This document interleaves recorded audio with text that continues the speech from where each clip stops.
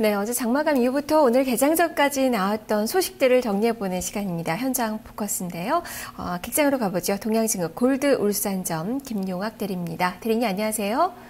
네, 안녕하십니까. 네, 오늘 시장에 영향을 줄 만한 소식들 어떤 것들이 있나요?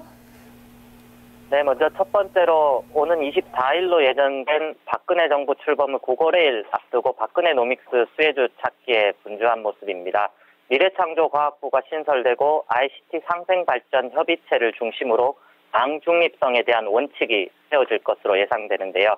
이에 따라 통합인프라 관련 기술을 보유한 엔텔스, 그리고 홈네트워크 기술 경쟁력을 가진 KTH를 주목하면 될 것 같습니다.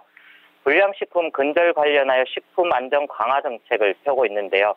현대그린푸드, CJ프리시웨이를 주목하면 될 것 같습니다. 에너지 효율화 관련하여 LED 조명 확대 정책에서 금호전기, 전력 이용 효율화를 통해 LS 산전을 관심주로 보면 될 것 같습니다. 두 번째로 통신주에 대한 소식입니다. 통신주의 특징은 고배당이라는 것입니다. 하지만 통신사업이 성장성과 수익성이 악화되었음에도 고배당 정책을 계속적으로 유지하고 있습니다. 배당을 많이 한다는 것이 주주에게 이익을 분배한다는 차원에서 투자자에게는 긍정적이지만 장기적으로 보았을 때 이익 감소 우려가 높아지면서 기업 경쟁력 강화에도 도움이 되지 않을 수 있다는 지적이 나오고 있습니다. SK텔레콤은 8,400원, 시가 배당률로 5.3%를 배당하고요. KT는 2011년 주주총회에서 확정한 대로 향후 3년간 주당 2,000원을 유지한다고 해서 시가 배당률로 5.4%, LG유플러스도 당기 순이익의 30%를 배당을 합니다. 그런데 문제는 전년 대비 순이익이 44% 감소했음에도 SK텔레콤은 순이익의 절반을 배당으로 지급하고 KT의 경우는 순이익의 68%를 배당으로 지급합니다.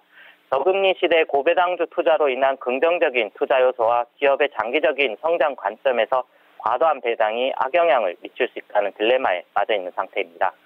세 번째는 지방은행에 관한 얘기입니다. 대형 금융사가 올해 들어 대부분 하락하거나 보합인 상황에서 지방은행들의 주가는 상승세를 나타내고 있습니다.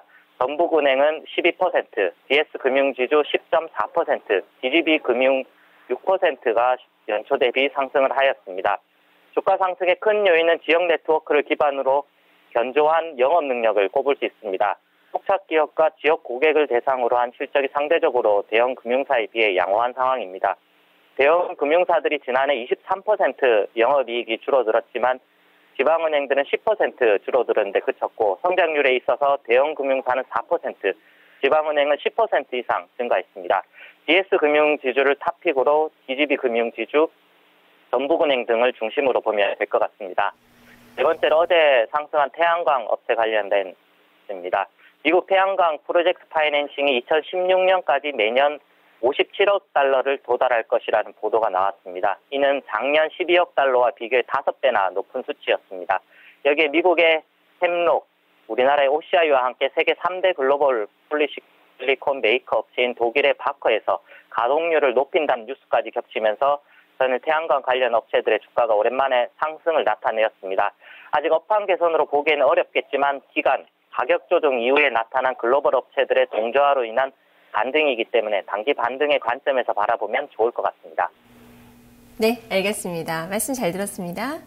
네, 감사합니다. 네, 어제 태양광주들이 모처럼 만에 반등하는 그 모습이 나타났습니다. 오늘 연속성이 좀 중요할 것 같은데요. 일단 지금 동시효과 상황에서는 어제 많이 올랐었던 오성 LST 2% 이상 오르고 있고요. OCI도 소폭이지만 플라스콘의 출발을 앞두고 있는 그 구간입니다. 개장 후에 시세 흐름들 확인을 해보시면 좋을 것 같네요. 자, 이렇게 현장 포커스 김용학 대리와 함께했습니다.